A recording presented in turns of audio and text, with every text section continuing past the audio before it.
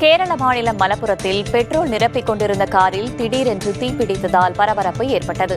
புதூர் பகுதியைச் சேர்ந்த நபர் தனது குடும்பத்தினருடன் காரில் வெளியே சென்றார். அப்போது பெட்ரோல் நிரப்புவதற்காக பங்கிற்கு சென்றபோது திடீரென்று காரில் தீப்பிடித்துள்ளது.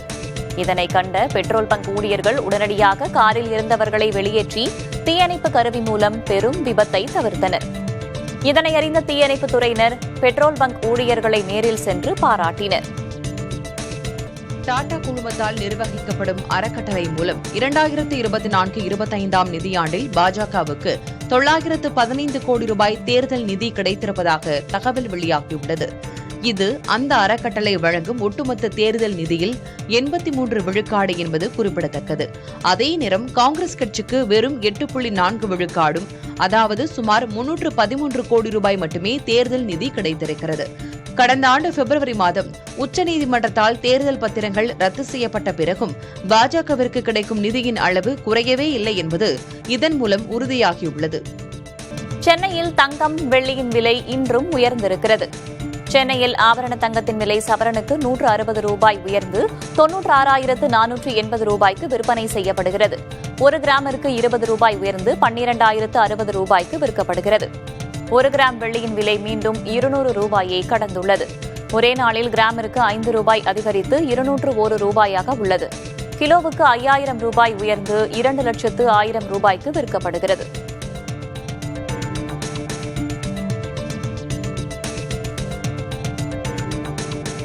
சிலிகான் வேலியில் உள்ள ஸ்டார்ட் அப் நிறுவனங்கள் AI செயற்கை நுண்ணறிவு முகவர்களுக்கு பயிற்சி அளிப்பதற்காக பிரபல இணையதளங்களின் துல்லியமான நகல்களை உருவாக்கி வருகின்றன. அதன்படி அமேசான், ஜிமெயில், யுனைடெட் ஏர்லைன்ஸ் போன்ற பிரபலமான நிறுவனங்களின் இணையதளங்களின் நகல்களை உருவாக்கி அவைகளை AI அமைப்புகளுக்கு பயிற்சி களமாக செயல்படுத்தப்படுகின்றன. இதற்காக மில்லியன் கணக்கான டாலர்களை முதலீடு செய்யப்பட்டுள்ளதாகவும் இது எதிர்காலங்களில் மிகப்பெரிய தாக்கங்களை ஏற்படுத்தும் என்றும் சொல்லப்படுகிறது. மனிதர்களின் மூளை 32 வயதில்தான் முதிர்ச்சி அடைவதாக ஆய்வின் முடிவில் தெரியவந்துள்ளது. இங்கிலாந்தில் உள்ள கேம்பிரிட்ஜ் பல்கலைக்கழக ஆராய்ச்சியாளர்கள் மனிதனின் மூளை வரைபடத்தின் தன்மையை வைத்து ஆய்வு நடத்தினர். அதன் முடிவில் பொதுவாக 18 வயதுதான் வயது வந்தோர் பருவம் என கருதப்படும் நிலையில் 32 வயதை எட்டும்போதே முழுமையான முதிர்ச்சியையும் செயல்திறனையும் அடைவதாக கண்டறிந்துள்ளனர். மேலும் 9 முதல் 32 வயது வரையிலான காலகட்டங்களில்தான் மனிதனின் மூளை மிகவும் ஆழமான மாற்றத்திற்கு உள்ளாவதாகவும் அவர்கள் கண்டுபிடித்துள்ளனர்.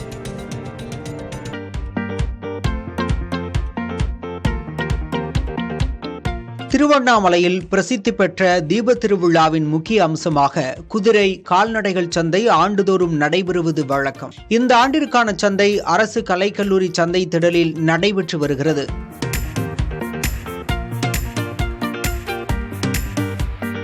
தஞ்சாவூர், திருப்பத்தூர், மதுரை மற்றும் ஆந்திராவிலிருந்து குதிரைகள், ரேக்லாரேஸ் வண்டிகள், காங்கேயம் உள்ளிட்ட நாட்டு மாடு இனங்கள், ஒட்டகங்கள் உள்ளிட்டவை விற்பனைக்காக கொண்டு வரப்பட்டுள்ளன.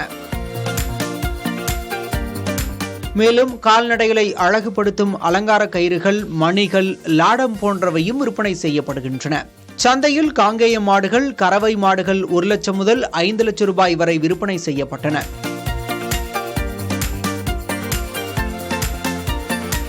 தமிழகத்தில் குதிரை வண்டிகளின் பயன்பாடு பெரும்பாலும் குறைந்துவிட்டாலும் திருவண்ணாமலை தீப திருவிழாவில் பாரம்பரிய குதிரை சந்தை தொடர்ந்து நடைபெற்று வருகிறது. இனிவரும் செய்திகளை தொடர்ந்து அடுத்தடுத்து பார்க்கலாம். திருவண்ணாமலையில் குவிந்து வரும் பக்தர்களுக்காக பிரத்யேக செயலி அறிமுகம் செய்யப்பட்டுள்ளது. இன்று மகாதீபம் ஏற்றப்பட உள்ள நிலையில் லட்சக்கணக்கான பக்தர்கள் கிரிவலம் வந்து செல்கின்றனர். அவர்களுக்கு உதவும் விதமாக திருவண்ணாமலை மாவட்ட நிர்வாகம் இந்த ஆண்டு கார்த்திகை தீபம் 2025 என்ற பிரத்யேக செயலியை தமிழ் மற்றும் ஆங்கிலத்தில் அறிமுகப்படுத்தியுள்ளது. இந்த செயலியில் தற்காலிக பேருந்து நிலையங்கள், கார் பார்க்கிங், மருத்துவ முகாம்கள், குடிநீர், கழிவறை, நகர வரைபடம், உதவி காவல் எண்கள் போன்ற அனைத்து வசதிகளின் விவரங்களும் இடம்பெற்றுள்ளன. மேலும் இந்த செயலி மூலம் எந்த இடத்தில் கூட்டம் அதிகமாக உள்ளது என்பதை தெரிந்து கொள்ளும் தொழில்நுட்ப வசதியும் இதில் முதல் முறையாக சேர்க்கப்பட்டிருக்கிறது. பக்தர்கள் தங்கள் இருப்பிடத்திலிருந்து அருகே உள்ள வசதிகளை அறிய வரைபட வழிகாட்டுதலையும் பெறலாம்.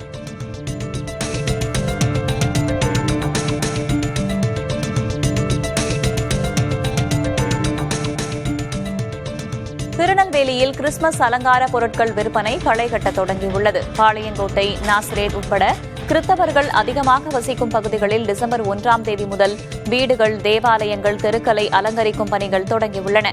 இதனை முன்னிட்டு தென்னிந்திய திருச்சபையின் கீழ் செயல்படும் டயோசீசன் பண்டகசாலையில் நூற்றுக்கணக்கான அலங்கார பொருட்கள் காட்சிப்படுத்தப்பட்டுள்ளன. வீடுகளின் முன்பு தொங்கவிடப்படும் ஸ்டார்களில் மட்டும் பேப்பர், பிளாஸ்டிக், LED விளக்குகளுடன் கூடியவை என்று 50க்கும் மேற்பட்ட வகைகள் உள்ளன. கிறிஸ்டல் மரங்கள், பனி படர்ந்த மரங்கள், LED பொருத்தப்பட்டுள்ள மரங்கள் என்பன உள்ளிட்ட பல்வேறு வகையான பொருட்களும் இதில் இடம் பிடித்துள்ளன. தென்காசி மாவட்டம் சங்கரன்கோவிலில் முந்திரி, பாதாம், பிஸ்தா மற்றும் உலர் பழங்களுடன் தேன் கலந்து கிறிஸ்துமஸ் கேக் தயாரிக்கும் பணி நடைபெற்றது. கேக் தயாரிப்பதற்கு தேவையான பொருட்கள் அலங்கரித்து வைக்கப்பட்டிருந்தன.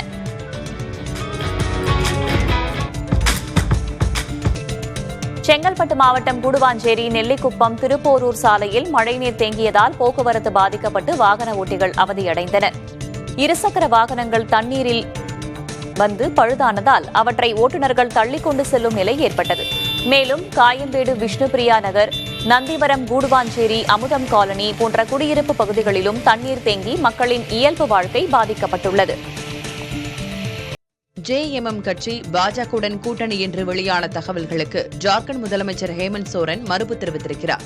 அவரது தலைமையிலான ஜார்க்கண்ட் முக்தி மோர்ச்சா கட்சி தற்போது காங்கிரசுடன் இணைந்து ஆட்சியை நடத்தி வருகிறது.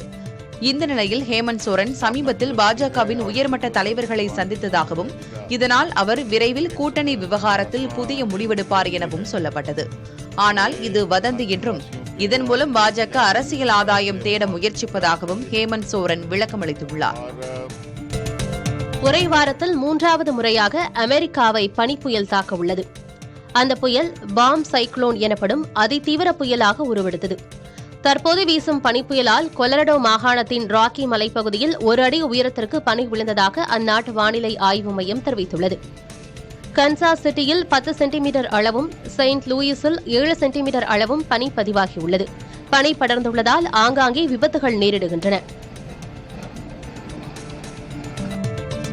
பிலிப்பைன்ஸில் அதிபர் பெர்டினாண்ட் மார்கோஸ் ஜூனியருக்கும் அவரது மூத்த சகோதரியும் நாடாளுமன்ற உறுப்பினருமான ஐமி மார்கோஸுக்கும் இடையேயான மோதல் உச்சகட்டத்தை எட்டியுள்ளது. அதிபரின் கொள்கைகள் அமெரிக்காவுக்கு ஆதரவாக இருப்பதாக சகோதரி குற்றம் சாட்டியுள்ளார். எதிர்க்கட்சிகளுடன் கைகோர்த்து போராட்டத்தில் ஈடுபட்டு வரும் ஐமி மார்கோஸ் அதிபர் போதைப் பொருட்களுக்கு அடிமையாகி உள்ளதாக தனிப்பட்ட குற்றச்சாட்டுகளையும் முன்வைத்தார். பயிர் வகைகளுக்கும் பாரம்பரியமிக்க பொருட்களுக்கும் GI எனும் புவிசார் குறியீட்டை மத்திய அரசு வழங்கி வருகிறது. இதன் மூலம் தொடர்புடைய பொருட்களின் தரமும் தனித்துவமும் சர்வதேச அளவில் உறுதி செய்யப்படுகிறது. அந்த வகையில் திருச்சி அருகே நேர்த்தியாக நெசவு செய்யப்படும் உறையூர் சேலைகளுக்கு புவிசார் குறியீடு கிடைத்துள்ளது. சோழர்களின் தலைநகராக விளங்கிய உறையூரில் தயாரிக்கப்படும் இந்த சேலைகள் பாரம்பரியத்தின் கைவண்ணத்தையும் கலை வண்ணத்தையும் பறைசாற்றக்கூடியவையாக இருக்கின்றன. நெல்லை மாவட்டம் அம்பாசமுத்திரத்தில் தலைமுறையாக செய்யப்பட்டு வரும் மரத்திலான சொப்பு சாமான்கள், நாமக்கல்லில் தயாரிக்கப்படும் கல்சட்டி சமையல் உபகரணங்கள், ஈரோடு மாவட்டம் கவுந்தப்பாடியில் தயாரிக்கப்படும் உருண்டை வெல்லம் ஆகியவற்றுக்கும் புவிசார் குறியீடு அந்தஸ்து வழங்கப்பட்டுள்ளது. அத்துடன் தூயமல்லி அரிசிக்கும் புதிய அந்தஸ்து கிட்டியுள்ளது. திண்டுக்கல் மண்டு கருப்பணசுவாமி கோயில் தொடர்பான பிரச்சனையில் தனி நீதிபதி உத்தரவுக்கு தடை கோரி அரசு தரப்பு செய்த முறையீட்டை நீதிபதிகள் ஜெயச்சந்திரன் மற்றும் KK ராமகிருஷ்ணன் அமர்வு நிராகரித்தது. சட்டம் ஒழுங்கை பராமரிப்பது என்பது அரசின் கடமை என்பதால் தேவையான நடவடிக்கை எடுக்குமாறு உத்தரவிட்டனர். ஒருவேளை அரசால் அதனை செய்ய இயலவில்லை என்றால் எழுத்துப்பூர்வமாக தெரியப்படுத்துமாறு கூறி அரசின் முறையீட்டை ஏற்க மறுத்தனர்.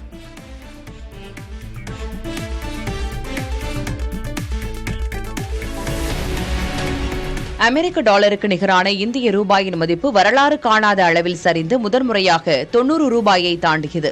அந்நிய முதலீடுகளின் வெளியேற்றம், உலக முதலீட்டாளர்கள் இந்திய சந்தைகளிலிருந்து தொடர்ந்து பணத்தை திரும்ப பெறுவது ஆகியவை இதற்கான காரணங்களாக பார்க்கப்படுகின்றன.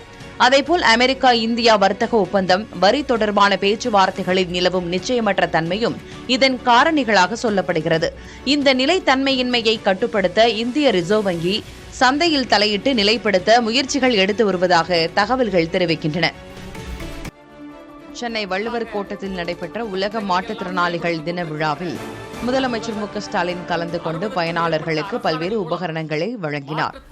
அதன்படி மாற்றுத்திறனாளிகள் நலத்துறை சார்பில் ஏற்பாடு செய்யப்பட்டிருந்த இந்த நிகழ்ச்சியில் இணைப்பு சக்கரங்கள் பொருத்தப்பட்ட பெட்ரோல் ஸ்கூட்டர், மின் கலனால் இயங்கும் சக்கர நாற்காலிகள் உள்ளிட்ட உபகரணங்கள் பயனாளர்களுக்கு வழங்கப்பட்டன. இந்த நிகழ்ச்சியில் துணை முதலமைச்சர் உதயநிதி, அமைச்சர்கள் மா சுப்பிரமணியன், KN நேரு, கீதா ஜீவன் உள்ளிட்ட பலர் பங்கேற்றனர்.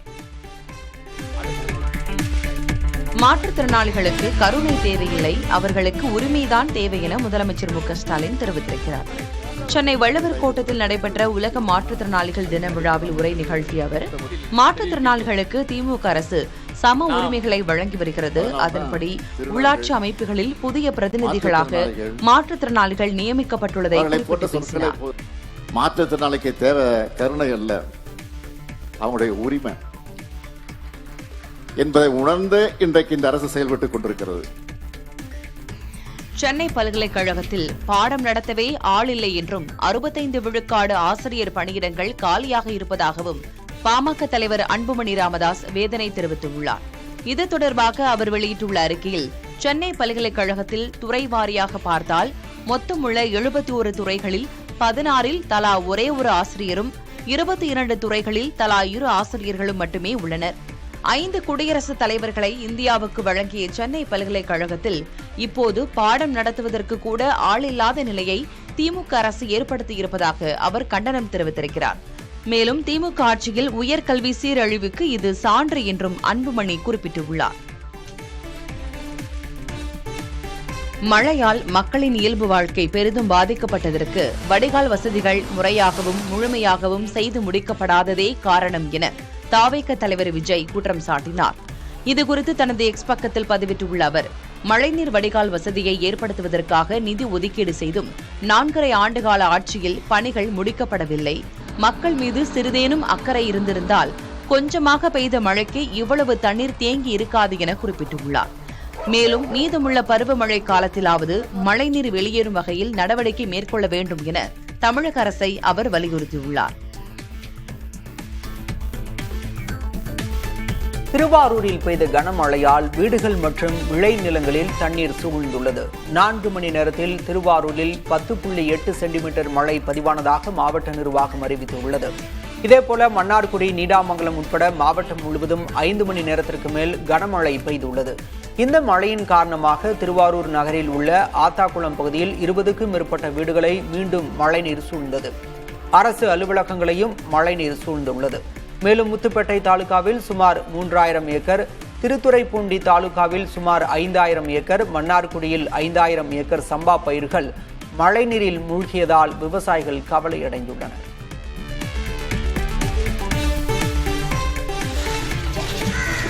கடலூர் மாவட்டத்தில் பெய்த கனமழையால் KN பேட்டை, மணிநகர் மற்றும் புதுநகர் பகுதிகளில் வீடுகள் மற்றும் சாலைகளில் மழைநீர் தேங்கியது. இதனால் பொதுமக்களின் இயல்பு வாழ்க்கை பாதிக்கப்பட்டுள்ளது.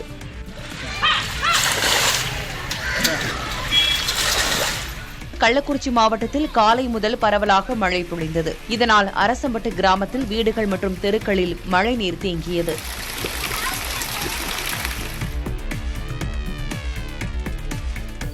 சென்னை பூந்தமல்லி முதல் குமணன்சாவடி வரையிலான சாலை 2ஆம் கட்ட மெட்ரோ ரயில் பணிகள் காரணமாக கடுமையாக சேதமடைந்து குண்டும் குழியுமாக காட்சியளிக்கிறது.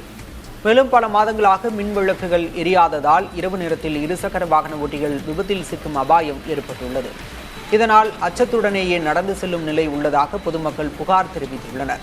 இந்த குற்றச்சாட்டுகளுக்கு பதிலளித்துள்ள மெட்ரோ நிர்வாகம், மழைக்காலம் முடிந்ததும் சாலை சீரமைக்கப்படும் என்றும் மின் விளக்குகள் அமைக்க நகராட்சிக்கு பணம் செலுத்தப்பட்டுள்ளதாகவும் தெரிவித்துள்ளது.